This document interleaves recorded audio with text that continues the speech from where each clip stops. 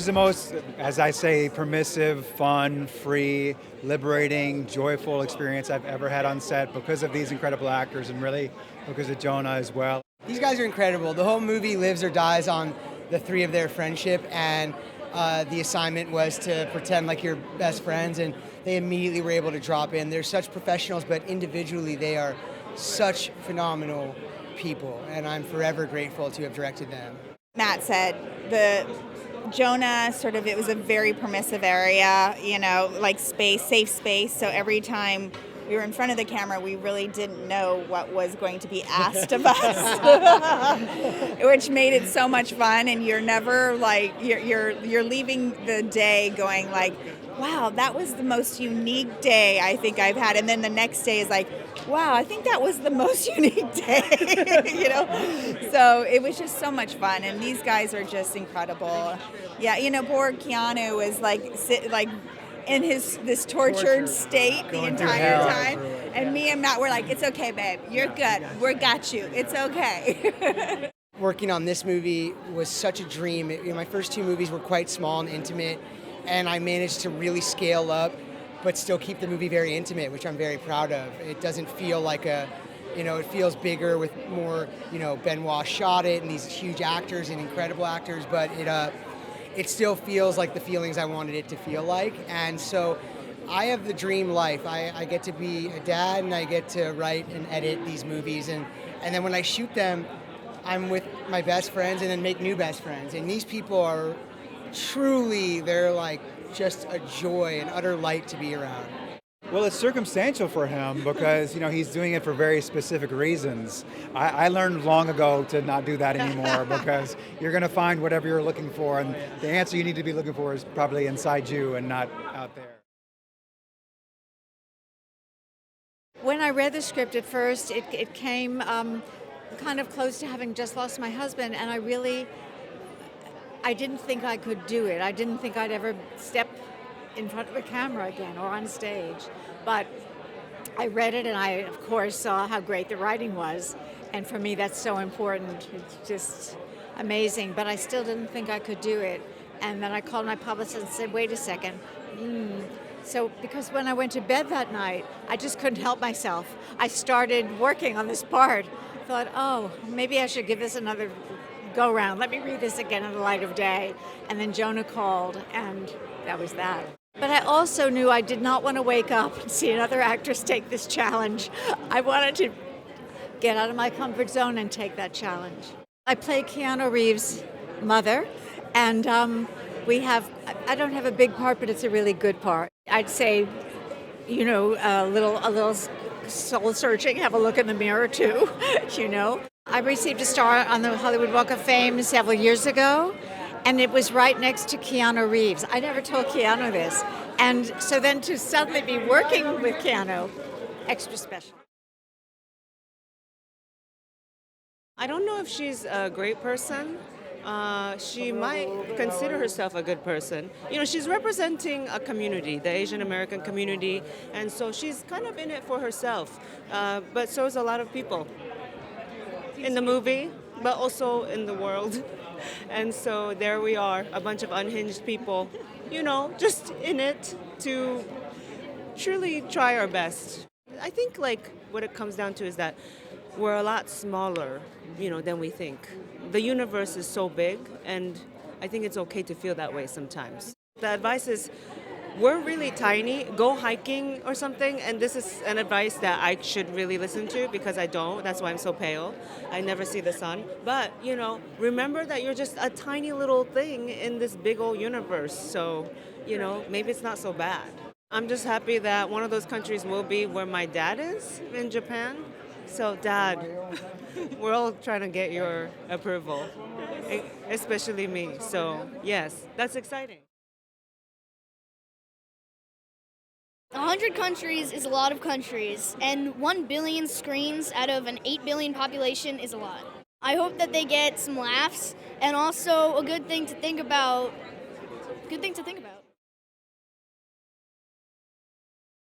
With Jonah was sort of the one I knew the most, and then Keanu I've just seen over the years, and Cameron is, of course, such a sweetheart. saw her at the, no, I went to the Mask premiere that long ago, like right when I got to town. I didn't meet her, I just saw it and I was like, it's where America fell in love with her. She's so good, always performs well. And so what a great fun group to jump in with.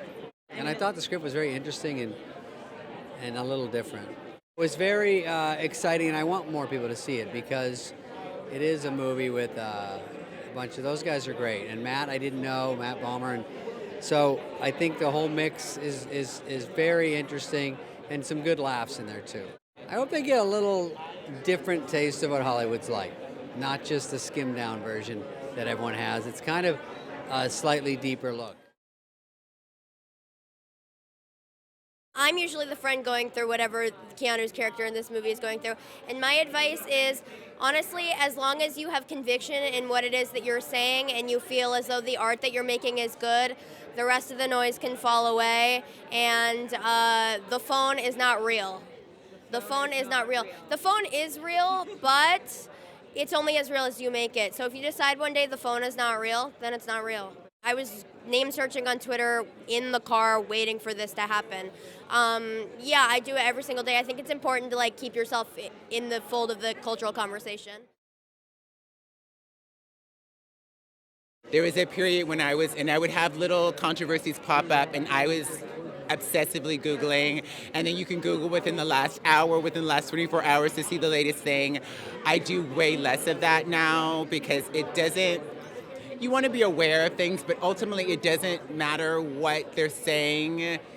It's like me if I know the truth. And I think for me, it's a delicate balance of being open to feedback that's constructive because for me, it's important to be open to constructive feedback. And my fans who love me and understand me have that for me. So when I know it's in good faith, I'm going to listen. But then when people just want to sort of tear you down and it's not constructive, then I don't engage. But there is something, you have to listen to the people.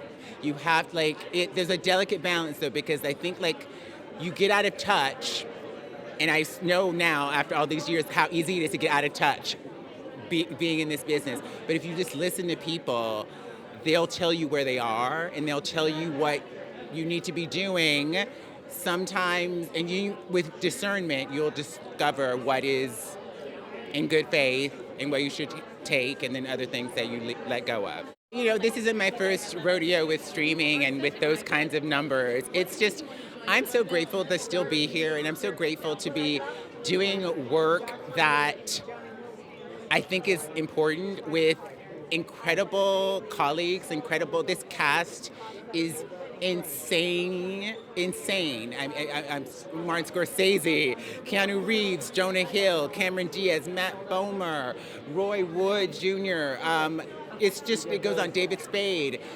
In the story, when I read the script, I just thought it was so smart and I'd never seen anything like it before, and which is wild that we've especially over the past few years when we've really gotten an inside look into crisis PR and what that looks like, that we've never had a movie like this. And so it's so smart, and what Virginia and my character gets to say is some of the smartest, most brilliant things that I've ever gotten to say on camera. I play Virginia, and she's one of the attorneys that Ira, played by Jonah Hill, brings on as part of the crisis PR team for Reef Hawk, whom he has his scandal. So I'm there to fix it. I'm like Olivia. I'm not a different Olivia Pope. I'm kind of like Olivia Pope. Yeah. My character Eli is Jonah Hill's son's character in the movie, and it's great that I get to at least show some, relief and make the story more enjoyable. What it means to me is that it shows that anybody, including a person with a disability, can act on screen, no matter what. Anything is possible. You know what? Every now and then I Google myself, but it depends on how mad the internet is at me based on what I said on CNN that Saturday. Or back in my Daily Show days, what I've said on the Daily Show. But, 9 times out of 10, we live in an economy of opinions. Everyone's going to have one. Someone's going to have one that doesn't agree with yours. You cannot let that stop you from trying to do the things that you believe in and spitting the message that you want to get behind. If you cared about what every little thing that somebody had to say about you, you're going to be obsessed with that and you're never going to live. The fact that this movie is going to air in 100 different countries and probably be streamed 1 billion times, it just blows me away. The fact that people still want to laugh, the fact that people still want good comedy in their face, it means a lot to me. And I'm just happy. I'm thankful to Jonah and Danny Dimes and Keanu and everybody else that allowed me to be a part of this, because it really is meaningful. And it's an important movie about the dialogue about where we literally are right now, about what forgiveness looks like, what cancellation looks like, and what that path back looks like. Are you ready? We're already started. How lucky can one man get?